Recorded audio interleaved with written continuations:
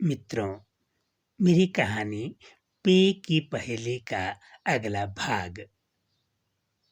पिछली कड़ी में आपने सुना कि नए पे स्केल्स मिलने से कर्मचारियों के परिवारों में खुशियों का वातावरण छाया था। लेकिन आम आदमी पसोपेश में था कि उनकी आमदन का क्या। इस स्थिति में उन्होंने भी अपनी मेहनत मजदूरी के भाव बढ़ा लिए थे। अब आगे। नरेश के कार्यालय में अधीक्षक के पद पर कार्यरत शंकर को भी नए पे स्केल की घोषणा हो जाने पर बकाया राशि के रूप में अच्छी खासी रकम मिलने वाली थी।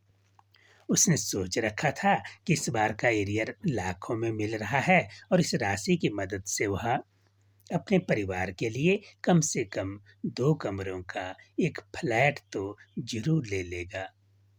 अपनी यह योजना वह अपनी पत्नी को भी बता चुका था तथा गाहे बगाहे बच्चों ने भी यह बात सुन ली थी।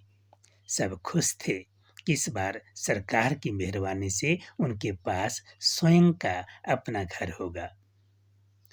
वेतन निर्धारण के उपरांत एरियर के रूप में लगभग 12 लाख रुपए की राशि शंकर के हिस्से आई और उसके मासिक वेतन में भी लगभग 14,000 रुपए की बढ़ोतरी हुई। शंकर और उसके परिवारजन इस बढ़ोतरी को उत्साहवर्धक मान खुशी खुशी फ्लैट खरीदने की सोचने लगे। बच्चों ने यह बात पास पड़ोस में अपने साथियों को बता दी और सारे मोहल्ले में इसकी चर्चा होने लगी। मोहल्ले में सरकारी मुलाजमों को छोड़ अन्य सब लोग इस बात को लेकर असमंजस में थे कि सरकार इस तरह का भेदभावपूर्ण बर्ताव क्यों कर रही है और वह केवल सरकारी मुलाजमों पर ही क्यों मेहरबान है। शंकर ने बैंक से भी पता कर लिया कि उसके वेतन की राशि के आधार पर फ्लैट क्रय करने के लिए उसे लगभग 25 लाख रुपए का लोन मिल जाएगा। फिर फ्लैट क्रय करने हेतु उसने भवन निर्माता कंपनी से संपर्क किया। वहां पूछताछ करने पर उसे बताया गया कि 2 कमरों का फ्लैट क्रय करने के लिए अब लगभग 55 लाख रुपए की जरूरत है, जबकि पहले यह लगभग 40 लाख रुपयों में मिल सकती थी। यह सुन शंकर स्तब्ध रह गया। बैंक से लिए जाने वाले लोन, एरियर्स व अपनी व्यक्तिगत बचत आदि को जोड़कर भी वह कुल 40 लाख रुपए की राशि ही जुटा पा रहा था, जो फ्लैट क्रय करने हेतु वांछित राशि से बहुत कम थी। उसे अब भली भांति समझ आ गया था कि अपनी आमदन के हिसाब से इतनी बड़ी राशि वह कभी भी जमा नहीं कर पाएगा। निराश हो शंकर ने फ्लैट खरीदने का विचार छोड़ दिया। अब उसकी सोच केवल बच्चों की पढ़ाई तक ही सीमित थी और यही आशा शेष थी कि बच्चे बड़े होकर अपनी कमाई से स्वयं अपना घर बना लेंगे। इस विषय पर परिवार में दोबारा चर्चा होने पर शंकर अपने परिवार से आंखें नहीं मिला पा रहा था। यही हाल उसके बच्चों का था। उन्होंने शर्म से कुछ समय के लिए पड़ोस के बच्चों के साथ खेलना तक बंद कर दिया। शंकर को समझ आ चुका था कि वह पूरा जीवन भर यह महान कार्य करने का साहस नहीं कर पाएगा।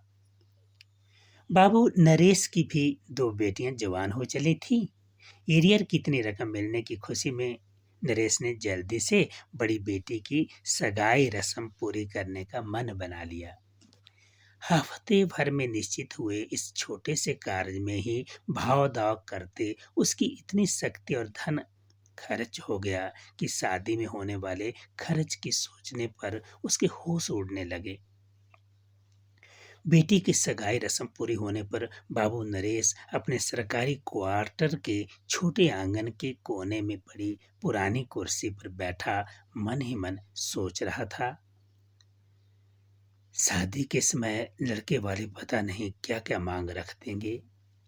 अभी बेटी ने भी गहनों के बड़े सेट की मांग की है और निश्चित है कि स्त्री धन के नाम पर उसकी मां यह मांग मनवा कर रहेगी, क्योंकि उसे पता है कि एरियर का 7 लाख रुपया जो मिलना है, विवाह का खर्च एरियर के रूप में हाथ में आने वाली राशि से लगभग दुगना होने वाला है। इसका प्रबंध कैसे और कहाँ से करूंगा? अगर बैंक से उधार लेता हूँ तो उम्र भर के लिए कर्जदार बन जाऊंगा। दूसरी बेटी भी जवान हो चली है और 1-2 साल के भीतर उसकी भी शादी करनी पड़ सकती है। यह सब सोचते सोचते बाबू नरेश का सिर चकराने लगा था। सगाई रस्म पूरी होने पर नरेश के चेहरे पर खुशी कम, चिंता के भाव ज्यादा थे। उधर माया अपनी बेटी की सगाई का पूरा आनंद ले रही थी। इस अवसर पर वह पास पड़ोस में बड़प्पन दिखाने का कोई भी मौका हाथ से नहीं जाने देना चाहती थी। सगाई रस्म पूरी होने पर वह पड़ोस के घरों में मिठाई बांटकर खुशी खुशी वापस अपने सरकारी क्वार्टर के आंगन में पहुंची। माया ने देखा कि नरेश सिर पर हाथ रखे आंगन के कोने में पड़ी पुरानी कुर्सी पर बैठा है और कुछ परेशान सा दिखाई दे रहा है। उसने अंदाजा लगाया कि सगाई रस्म की तैयारी करते करते शायद वह थक गया है। पति को उत्साहित करने की सोच से माया ने नरेश से चहकते हुए कहा, अरे साहब, आप यहाँ बैठे हैं? हम तो आपको ढूंढ रहे थे कि खुशी के इस मौके पर साथ बैठकर मिठाई खाने का आनंद लिया जाए। जनाब, यह हमारी बेटी का सगाई समारोह था, कोई मामूली बात नहीं। आज का यह समारोह मेरे मन माफिक हुआ है और मैं बहुत खुश हूँ। क्या आप खुश नहीं हैं? पत्नी को अत्यंत खुशी देखकर अपनी परेशानी बताओ उसे निराश ना करने की सोच निराश ने नरेश ने बैठे बैठे झूठ मूठ में ही सिर हिलाकर अपने खुश होने का संकेत दिया। माया परेशान नरेश का हाथ पकड़े एक आधुनिक महिला की तरह उसे खींच कर क्वार्टर के अंदर ले जा रही थी। उसे नरेश की परेशानी से ज्यादा इस अवसर पर पहनी अपनी नई साड़ी और ब्यूटी पार्लर में करवाई महंगी मेकअप की चिंता थी कि हड़बड़ाहट में कहीं वह खराब ना हो जाए। सरकार तो नए पे स्केल की घोषणा करके चुप चुप थी, लेकिन इस घोषणा से वस्तुओं व दिन प्रतिदिन की आवश्यक सेवाओं की अचानक बढ़ी कीमतों के कारण मध्यम वर्गीय कर्मचारियों की सालों से संजोई सारी की सारी उम्मीदें धराशायी हो चुकी थी और उनकी रक्षा अब पहले की तरह भगवान के ही हाथ में थी। धन्यवाद।